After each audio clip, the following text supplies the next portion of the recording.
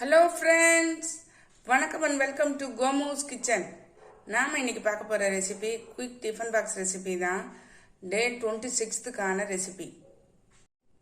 நாம் இன்னைக்கு சப்பாத்தி, சோயா சங்கு இருக்குதுங்களா, அதை வச்சு ஒரு குருமா, தயிர் சாதம், காலையில் பிரேக்ஃபாஸ்ட்டுக்கு அதே சப்பாத்தியும் அந்த குருமாவும். சாதத்தை குக்கரில் வச்சிடலாம்.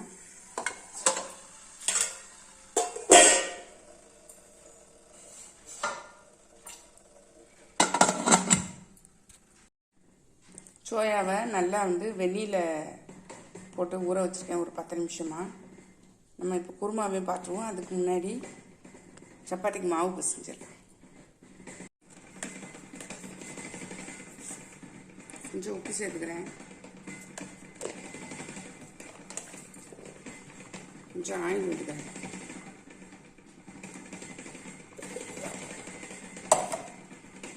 நல்லா கலந்து விட்டுறலாம்.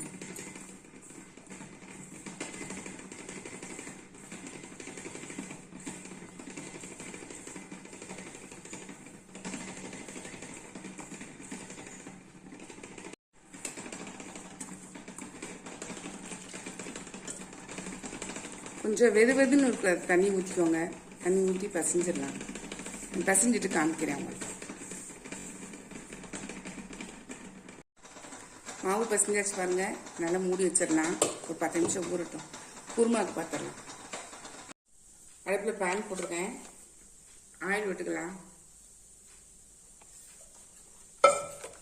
ஒரு ஸ்பூன் விட்டுருக்கேன்.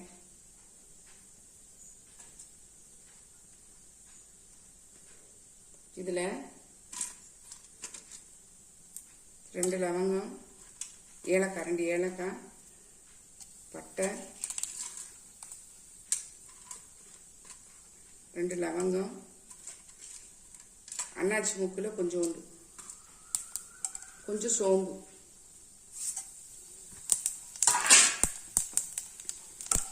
இதெல்லாம் வறுக்கலாம்.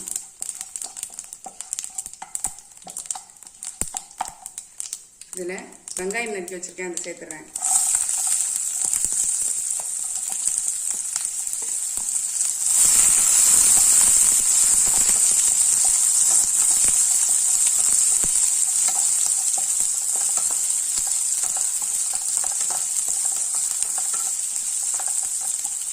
கொஞ்சம் வதங்கட்டும். கொஞ்சம் வதங்கிடுச்சு பாருங்க. இப்போ இந்த இஞ்சி பூண்டு பேஸ்ட் ஒரு 1/2 டீஸ்பூன் சேர்த்துக்கிறேன்.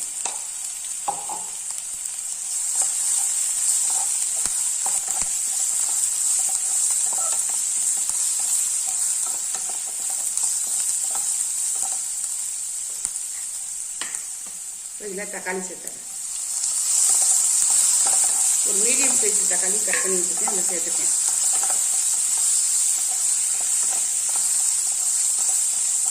கொஞ்சோண்டு உப்பு சேர்த்தோம்னா சீக்கிரம் வதங்கிடும். உப்பு சேர்த்துக்கிறேன்.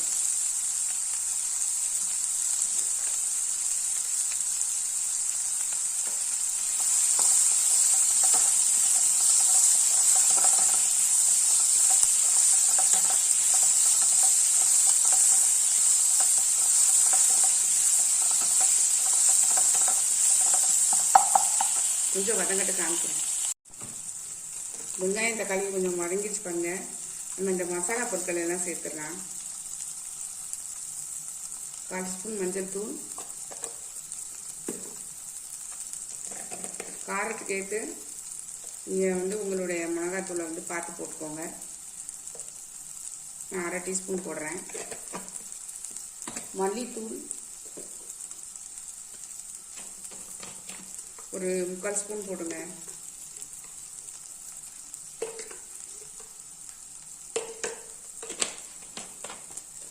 கொஞ்சம் ஜீரகத்தூள்,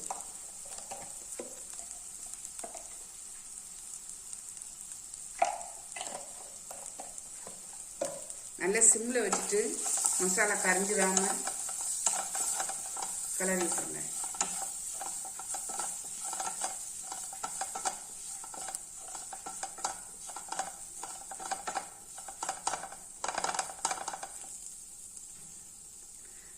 நம்ம இப்போ நம்ம தேவையான அளவு தண்ணி ஊற்றி கொஞ்சம் வேக விடலாம்.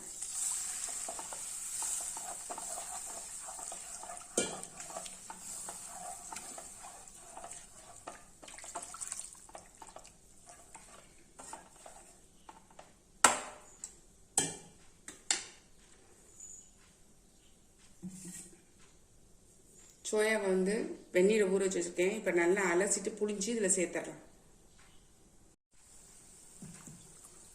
சோயாவை நல்லா அலசிட்டேன், புளிஞ்சு இதில் சேர்த்துக்கிறேன்.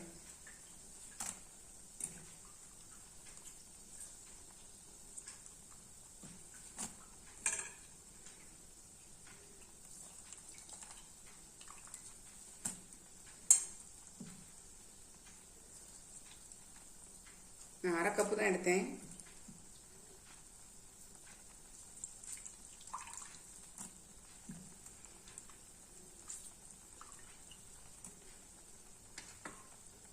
நல்லா வேகட்டும்.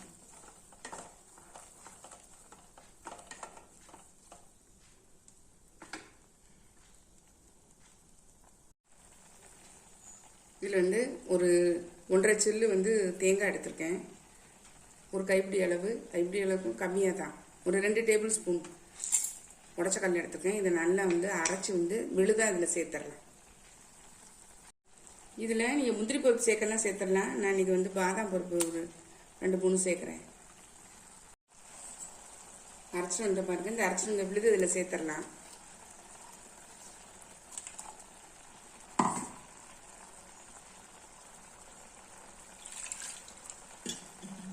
மிக்ஸி ஜார் கழுவி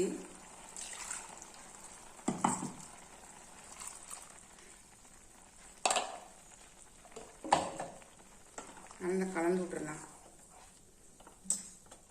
உங்களுக்கு தேவையான அளவுக்கு இதை வந்து திக்னஸ் ஆக்கிக்கோங்க. நான் வந்து தேங்காய் பொட்டுக்கடலை போட்டதுனால டக்குன்னு வந்து திக்காயிரும். அதனால் கொஞ்சம் கொஞ்சம் தண்ணி ஊற்றிருக்கேன். ஒரு கொதி கொதிச்சாலே போதும். நம்ம இப்போ இதுக்கு உப்பு சேர்த்துடலாம்.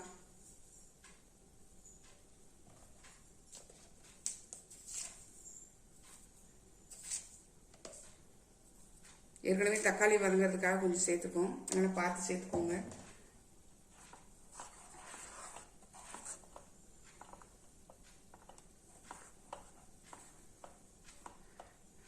கொதிச்சு வந்த உடனே நம்ம இறக்கிடலாம்.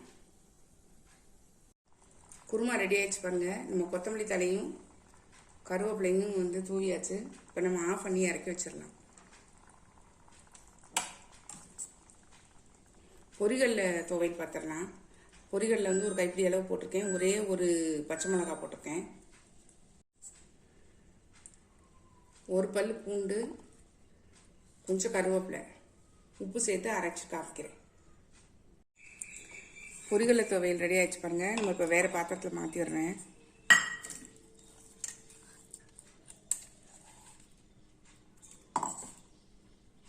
சப்பாத்தி பார்த்துடலாம். கல் சூடாயிடுச்சு. நம்ம இப்போ சப்பாத்தி போட்டுடலாம்.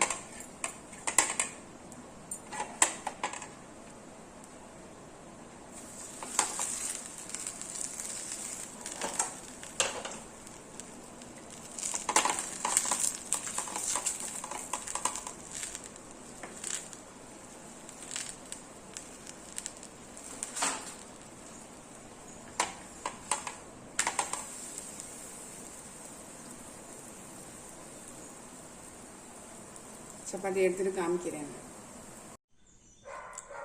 நம்மளுடைய குயிக் சமையல் சூப்பராக ரெடி ஆகிடுச்சு பாருங்கள். சாதம், சோயா போட்ட குருமா, சப்பாத்தி, தயிர், தொட்டுக்கிறதுக்கு பொட்டுக்கடலை துவையல்.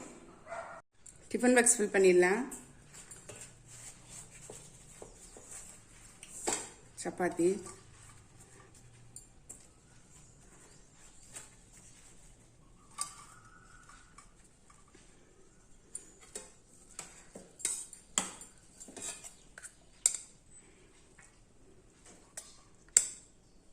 தயிர் சாதம்,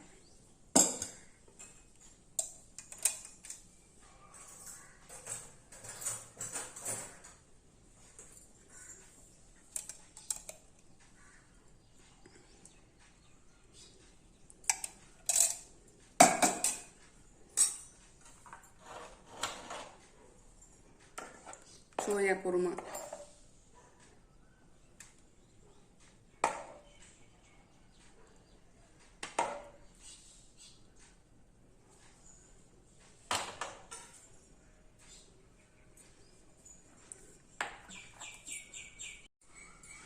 துவையல். பிரேக்ஃபாஸ்ட்டுக்கும் அதே சப்பாத்தி, அதுக்கும் அதே குருமா. நம்மளுடைய குயிக் டிஃபன் பாக்ஸ் ரெசிபி சூப்பராக ரெடி ஆயிடுச்சுங்க. உங்களுக்கு இந்த ஐடியா பிடிச்சிருந்ததுன்னா ட்ரை பண்ணி பாருங்கள். ட்ரை பண்ணி பார்த்து கமெண்டில் சொல்லுங்கள். லைக் பண்ணுங்கள், ஷேர் பண்ணுங்கள், சப்ஸ்கிரைப் பண்ணுங்கள், பக்கத்தில் பெல் ஐக்கானை கிளிக் பண்ணுங்கள். நாளைக்கு வேறு ஒரு ரெசிபியில் உங்களை சந்திக்கிறேன். பை. தேங்க்யூ.